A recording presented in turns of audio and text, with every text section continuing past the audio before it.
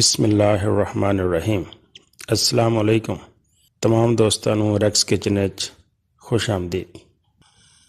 जिन्होंने दोस्तों ने मेरे चैनल ਨੂੰ सबसक्राइब नहीं किया तो वो सबसक्राइब कर लैन, नाले नाल घंटी वाले बटन भी दबा दें ताकि सब तो पहलों तुहाडे कोल मेरी आने वाली वीडियो की इतला हो जाए। अज असीं बनावांगे चिकन कोफ्ते। बड़ी आसानी नाल बहुत मज़ेदार चिकन कोफ्ते बनने तुहानूं दसांगे। अज ये पहले मरले असीं कोफ्ते बनावांगे। ये वास्ते सानूं अद्धा किलो चिकन का कीमा चाहिए, 1 चम्मच हल्दी का, 1 चम्मच मिर्च, 1 चम्मच नमक, 1 चम्मच जीरा, 1 चम्मच धनिया ते 1 चम्मच गर्म मसाले का चाहिए, 2 चम्मच अदरक लहसुन का पेस्ट ते 2 चम्मच प्याज का पेस्ट, हरा धनिया ते थोड़े जिहे पुदीने के पत्ते, 1 चम्मच फ्रैश क्रीम का ते 3 चम्मच भुने हुए चनिया का पाउडर बना लेना है। 1 अदद अंडा चाहिए ते हरी मिर्च का पेस्ट 1 चम्मच चाहिए। इन सारिया चीज़ों असी चिकन कीमे पा लाँगे तो फिर अच्छी तरह मिक्स करांगे।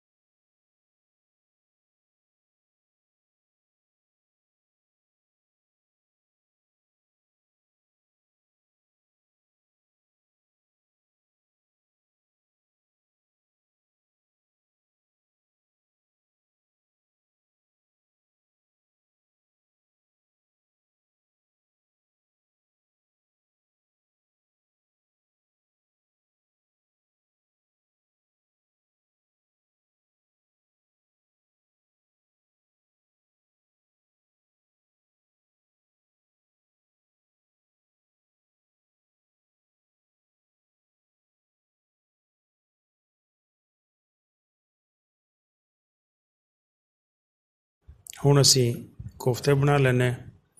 कोफ्ते बनाने तो पहले हत्थों में थोड़ा जिहा तेल लगा लो, ऑयल लगा लो ताकि आसानी ना कोफ्ते बन जाए।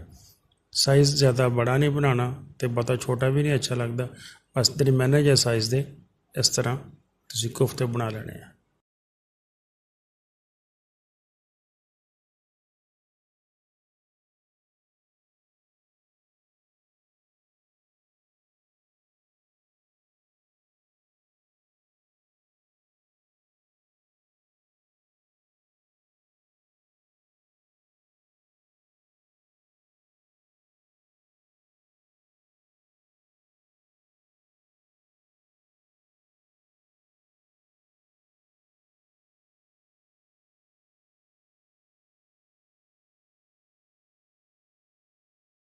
तो इस तो बाद तेल गर्म करके असीं इन्हां हल्का हल्का फ्राई कर लाँगे। फ्राई भी हल्की अग ते करना है, तेज़ अग ते खराब हो जाएंगे।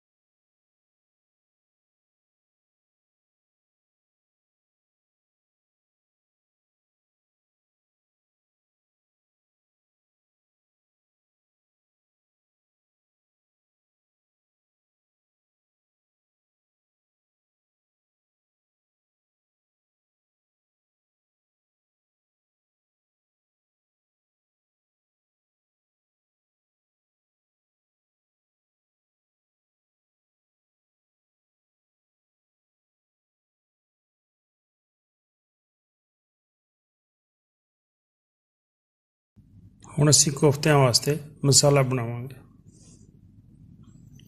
ਤੇਲ ਗਰਮ ਕਰਕੇ ਉਹਦੇ ਵਿੱਚ 3 ਚਮਚ ਪਿਆਜ਼ ਦੇ ਪੇਸਟ ਦੇ ਸ਼ਾਮਲ ਕਰੋ। ਉਹਨੂੰ ਥੋੜ੍ਹਾ ਜਿਹਾ ਭੁੰਨੋ।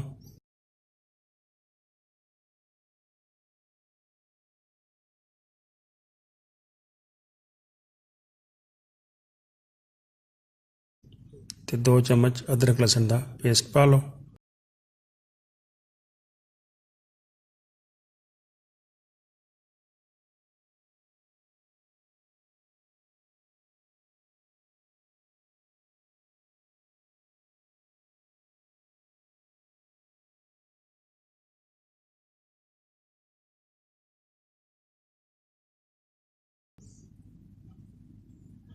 ਥੋੜ੍ਹਾ ਜਿਹਾ ਭੁੰਨ ਕੇ ਤੇ ਇਹਦੇ ਵਿੱਚ 2 ਟਮਾਟਰ ਬਰੀਕ ਕੱਟੇ ਹੋਏ ਸ਼ਾਮਲ ਕਰ ਲਓ।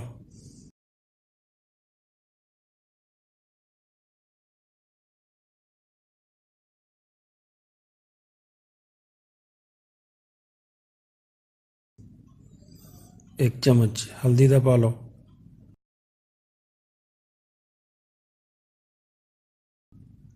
एक चम्मच मिर्च का, 1 चम्मच गर्म मसाला, 1 चम्मच धनिया पाउडर, 1 चम्मच जीरा पाउडर, 1 चम्मच नमक का शामिल करके इनू हिलाओ। थोड़ा जिहा पानी पा के ते इसनू ढक्कन दे के 2-4 मिनट पकाओ।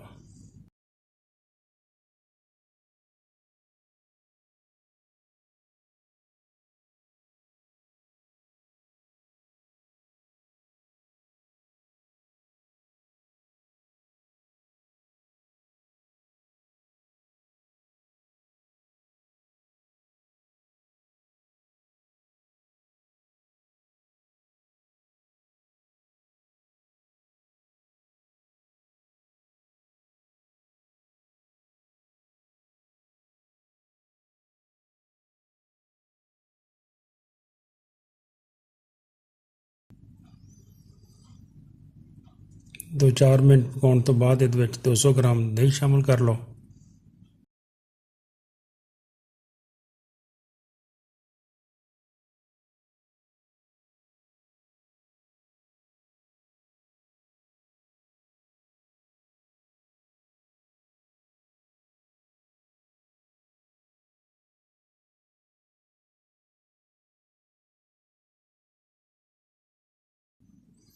ਜਦੋਂ ਮਸਾਲਾ ਅੱਛੀ ਤਰ੍ਹਾਂ ਭੁੱਜ ਜਾਏ ਤੇ ਇਹਦੇ ਵਿੱਚ ਤੁਸੀਂ ਕੋਫਤੇ ਸ਼ਾਮਲ ਕਰ ਦਿਓ। ਕੋਫਤੇ ਪਾ ਕੇ ਥੋੜੀ ਦੇਰ ਤੁਸੀਂ ਕੋਫਤੇ ਨੂੰ ਭੁੰਨ ਲਵੋ।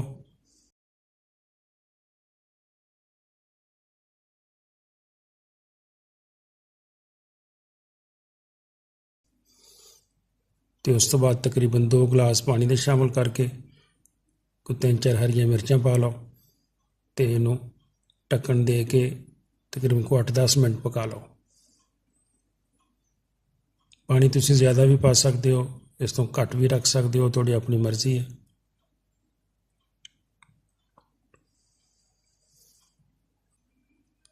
ਅੱਠ 10 ਮਿੰਟ ਤੋਂ ਬਾਅਦ ਤੁਹਾਡੇ ਕੋਫਤੇ ਤਿਆਰ ਹੈ। ਖੁਸ਼ਬੂ ਵਾਸਤੇ ਤੇ ਖੂਬਸੂਰਤੀ ਵਾਸਤੇ ਥੋੜ੍ਹਾ ਜਿਹਾ ਹਰਾ ਧਨੀਆ ਪਾ ਦਿਓ ਤੇ ਸਾਡੇ ਚਿਕਨ ਕੋਫਤੇ ਬਿਲਕੁਲ ਤਿਆਰ।